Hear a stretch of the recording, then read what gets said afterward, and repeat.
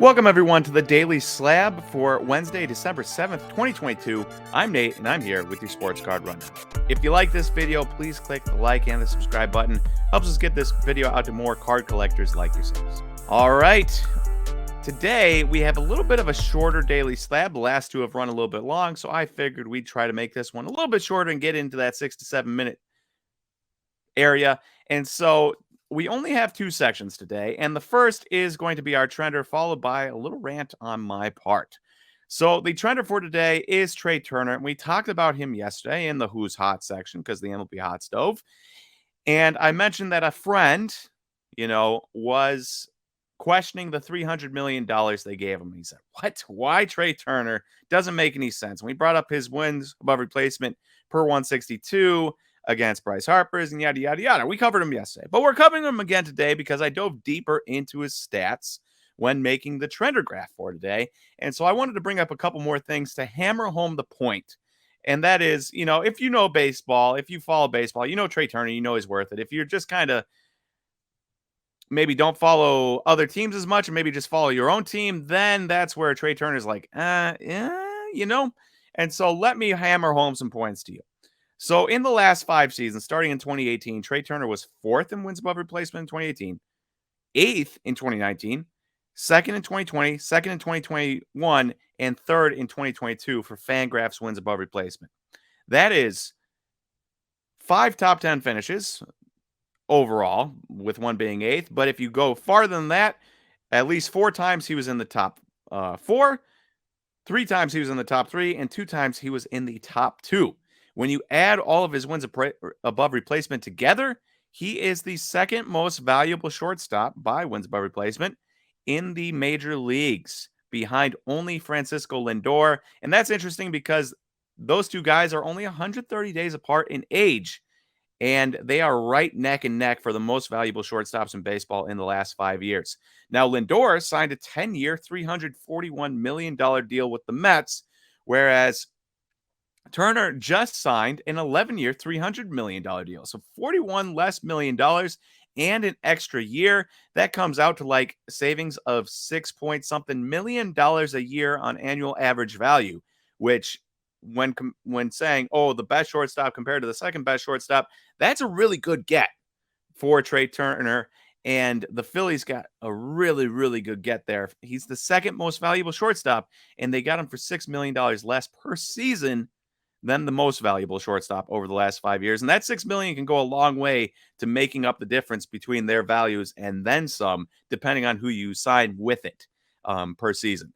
And so Trey Turner, an absolute steal for the Phillies when you compare him to the Lindor deal. And what's even crazier is that the Padres offered him $342 million. They offered him $1 million more than Lindor so that he could beat their record.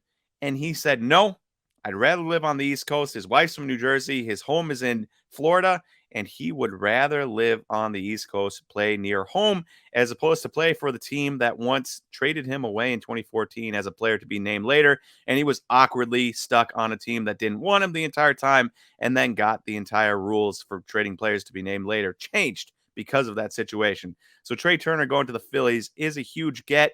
And if you're wondering, is he worth it? Well, he's the second most valuable shortstop in baseball in the past 5 years. So I would say yes.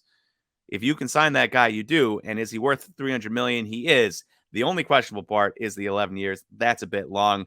As for his prices, well, his 2014 Bowman Chrome Blue Auto BGS 9.5 over the last 6 months has trended up 20%. And I thought this was interesting. The pop report on this is 79 out of the 150. And it just goes to show you how the market has changed since the 2014, 2015, 2016, 2017, 2018, up until 2019 when PSA took over. Every Bowman Chrome card was getting BGS'd. And so you see more than half of the population of the blue autos being graded by BGS as a BGS 9.5, let alone whatever the BGS 9 count might be and lower. So pretty incredible seeing where it's gone from there, because BGS has been dying off.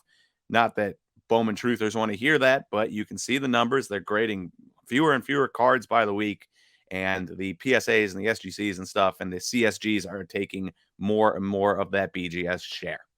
All right, and then let's move on to my rant for the week, and that is also our IG post of the week. And you can see this here. You've got a different two different slides here. Top 5 prospects in baseball. So you got Francisco Alvarez, Gunnar Henderson, Corbin Carroll, Grayson Rodriguez, and Anthony Volpe. And on the other side, you've got top 5 teenage prospects from this year's international teenage prospects from this year's Bowman Chrome. Not the top 5 prospects in the set, nothing like that. Just the top 5 teenage international prospects in the set. You've got Jason Churio, Roderick Arias, Christian Vaquero, and Samuel Zavala.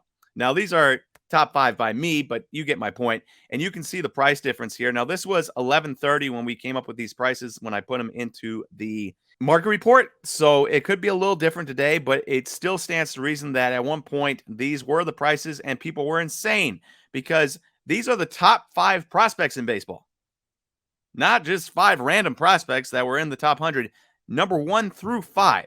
They're levels: Francisco Alvarez, MLB; Gunnar Henderson, MLB; Corbin Carroll, MLB; Grayson Rodriguez, AAA; Anthony Volpe, AAA.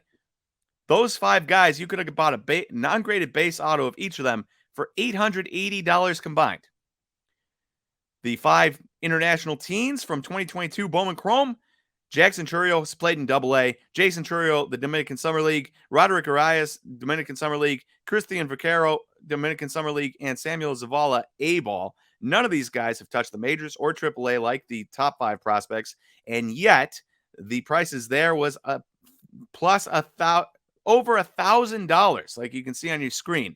That's an insane difference where you could spend $200+ less and get the top 5 prospects in baseball against 5 guys who 3 of which have yet to play out of the Dominican Summer League, and 2 of which, in Arias and Vaquero, have not even played well in the Dominican Summer League. The money in the Bowman Chrome market is insane. It's one of those things where shiny new thing, people spend a ton of money, and then you look and you say, well, what can they possibly do to make more money at this point? Because you're looking at the top 5 prospects in baseball, and they're not that expensive. Every single one of these guys is cheaper than a Jackson Churio auto right now. I love Jackson Churio. I'm a Brewers fan. I will not be touching the autos at that price because what can he do to go up from there? He has to become Julio Rodriguez. And am I willing to bet that he is going to become Julio Rodriguez? Of course not. That would be insanity to try to put that weight on his shoulders. I hope so, but I'm not willing to bet so. And so for you to be able to get the top 5 prospects in baseball and save $200 compared to the top 5 international prospects, of which 1 is a top 100 prospect, maybe 2, insanity.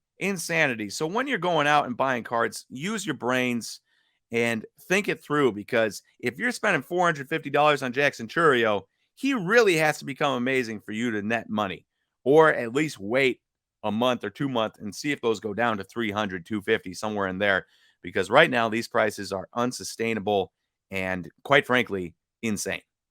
All right, and lastly, what's happening? We've got the What's Brewing on Whatnot tonight at 6 p.m. Eastern Time on the SlabStox Whatnot page. We are giving away, again, for a 3rd straight week, $750 worth of Prism World Cup, and should be a really good time. One of those things where we're still giving away Prism World Cup because the World Cup is going on, and it's just kind of a fun time. So if you want your chance at winning a portion of that $750, please go to Whatnot, SlabStox Whatnot page, 6 p.m. Eastern Time, and tune in, and maybe you'll win some packs. All right, thank you, everyone, for listening to today's Daily Slab, and I will talk to you tomorrow on Thursday for the next Daily Slab. See you, everyone.